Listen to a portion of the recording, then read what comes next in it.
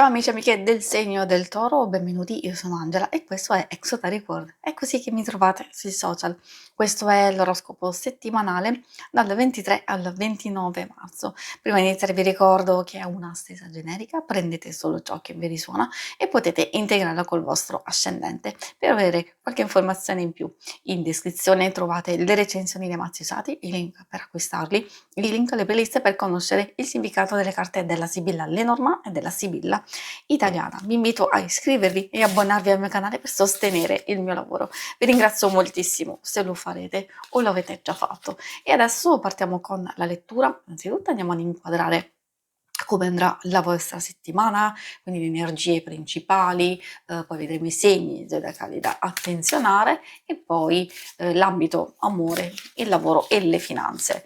Come prima indicazione troviamo questo bellissimo albero che ci fa capire che qualcosa è in via di sviluppo, in una fase di crescita e di evoluzione.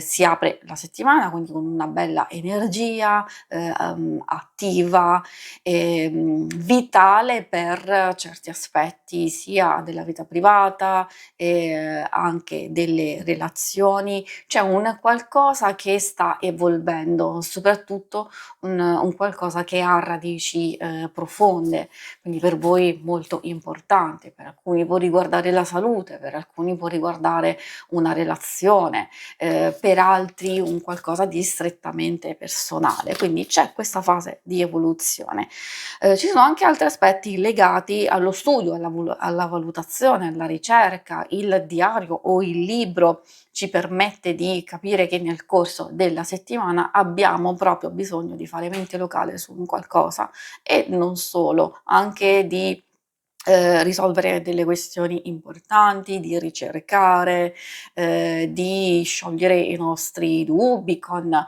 nuove informazioni, studiare attentamente anche se magari qualcosa è nascosto ai nostri occhi, allora quindi stiamo cercando verità, stiamo cercando conferme e questo è il momento giusto per farlo.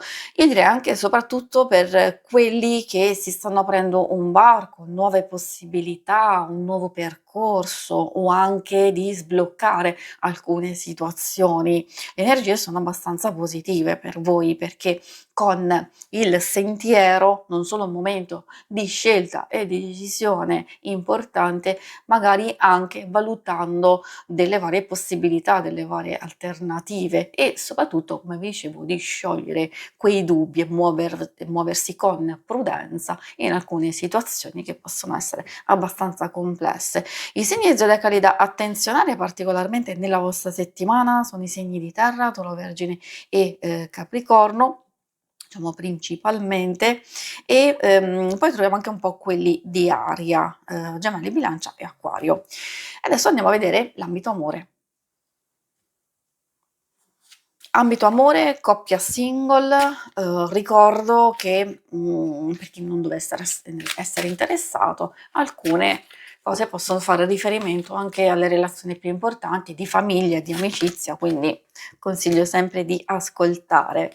L'orchidea ci porta a una forte emotività, un po' in tutti i sensi, quindi può essere sia positiva per, chi è già in coppia, dove c'è coinvolgimento, dove c'è attrazione, anche per i singoli effettivamente c'è la possibilità di lasciarsi andare, quindi abbiamo da un lato maggior complicità, dall'altro lato ovviamente possibilità di, sfruttare il vostro fascino oppure una bella energia per attrarre qualcuno, per coinvolgere.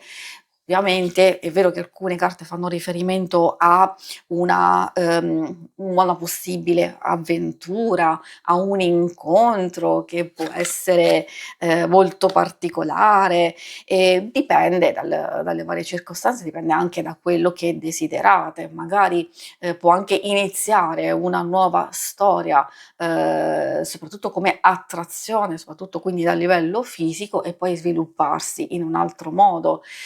Per le coppie, come vi dicevo, si vede magari un qualcosa che si intensifica, non solo nella passione e nell'intimità, anche, a livello proprio di unione, di intesa.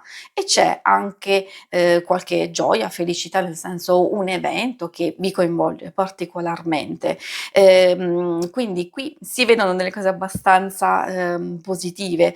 Se magari invece c'è attesa, se c'è qualcosa che non va, ovviamente, ricordo sempre che è una stesa generica, quindi loro vogliono dire che magari ci possono essere queste possibili soluzioni, possibili indicazioni che vi possono aiutare a superare un momento di difficoltà, quindi di coinvolgere, di essere intraprendenti, di giocare anche con la vostra sensualità, di fare qualcosa di diverso dal solito per creare più stimoli.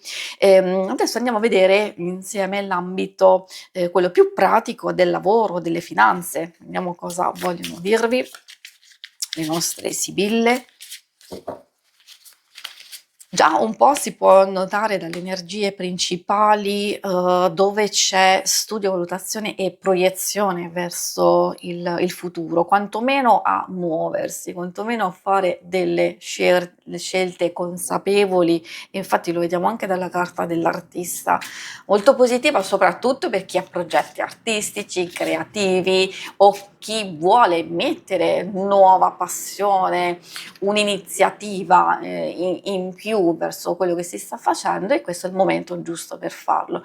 Poi questa favorisce progetti di lunga durata, dove abbiamo bisogno di incominciare a muoverci pian pianino, sapendo che comunque alcune cose hanno bisogno di tempo per maturarsi.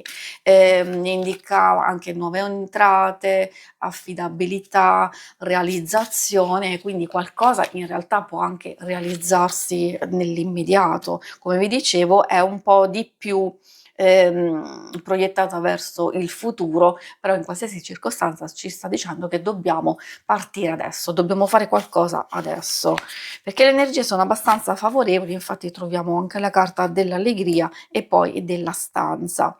Queste non solo ci stanno dicendo che magari c'è un ottimo risultato, una magari se c'è una situazione complessa, questa già ci dice che, qualcosa va a nostro vantaggio, qualcosa tende a migliorare, o esserci comunque delle informazioni, delle notizie che sono positive per noi. E la stanza non solo ad indicare una nuova energia che, come abbiamo visto, entra nella vostra vita per permettervi di fare qualsiasi cosa voi desiderate, ma, può indicare in un certo senso, anche ripresa dopo una fase critica, dopo un po' di stress, oppure cose che hanno a che fare proprio con le notizie, con i documenti, con le telefonate, con gli incontri, e riuscire a sistemare delle cose.